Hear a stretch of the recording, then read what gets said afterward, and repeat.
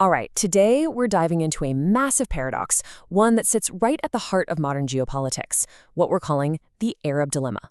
We're going to go on a bit of a historical journey to figure out how a region with so much wealth can, often seem to have so little real power on the world stage. So here's the big question that really frames everything we're going to talk about. How is it that a group of 22 nations, sitting on trillions of dollars and some of the most critical resources on the planet, often seem to be reacting to world events instead of shaping them? It's a huge, complex puzzle, and believe it or not, the answer starts a long, long time ago. And this chart, man, it just lays the whole paradox out there perfectly. You look at the bar for economic wealth, it's through the roof. Natural resources, same story, sky high. But then you look over at geopolitical influence, and whoa, there's this massive drop. This gap, this imbalance, is exactly what we're here to unpack. And to find the roots, we need to wind the clock way back. Okay, so to really get a handle on what's happening now in the 20th and 21st centuries, we first have to understand the end of a golden age and the really long period of quiet that came after. This context, it's absolutely crucial. Just look at the sheer scale of this timeline. In 1258, Baghdad falls. That's the end of 600 years of global dominance under the Abbasid Caliphate. What comes next is a 658-year gap until the Arab revolt in 1916, 658 years. That is such a massive stretch of history where there was no independent, sovereign Arab state.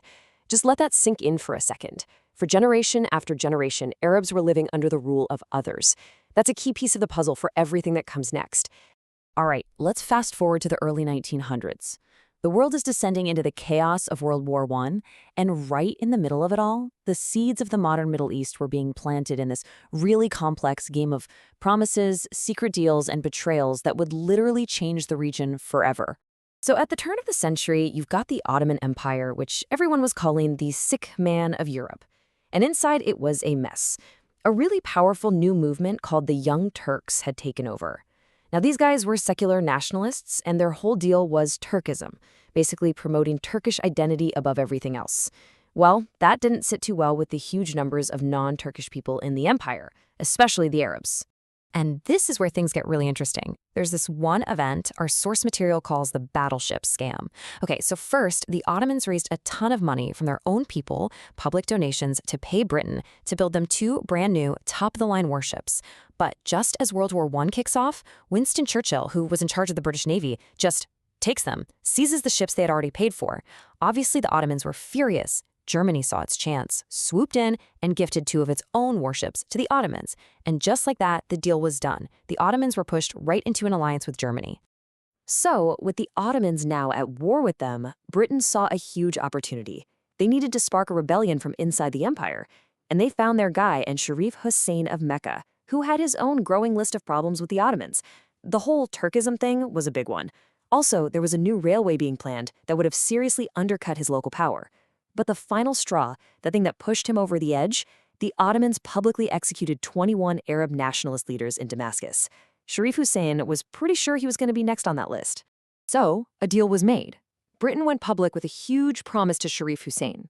If you lead a revolt, we will back you in creating a massive independent Arab kingdom. But this is where the Great Deception really begins.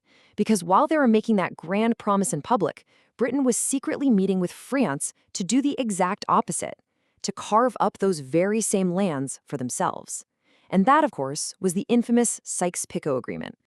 And if you thought that was complicated, hold on. As if two completely contradictory promises weren't enough, Britain decided to play a third card. In 1917, they issued the Balfour Declaration, promising their support for a national home for the Jewish people in Palestine, a piece of land that, remember, had already been promised to the Arabs and was supposed to be under international control in the Sykes-Picot deal. A triple game, for sure. So the war ends. The Ottomans lose. The Arab revolt was a success. But the big question was, which promise would be kept? Well, the answer is that those secret deals and betrayals would go on to draw the very map of the Middle East that we still see today. In the end, it was the secret deal, Sykes-Picot, that won out. The French marched in and kicked Sharif Hussein's son Faisal right out of Syria. So what did Britain do? They basically created a whole new country, Iraq, and made Faisal its king as a kind of consolation prize. His brother Abdullah was given another newly drawn territory, Transjordan, to rule over. These weren't the independent kingdoms that were promised. They were client states, totally dependent on their European bosses.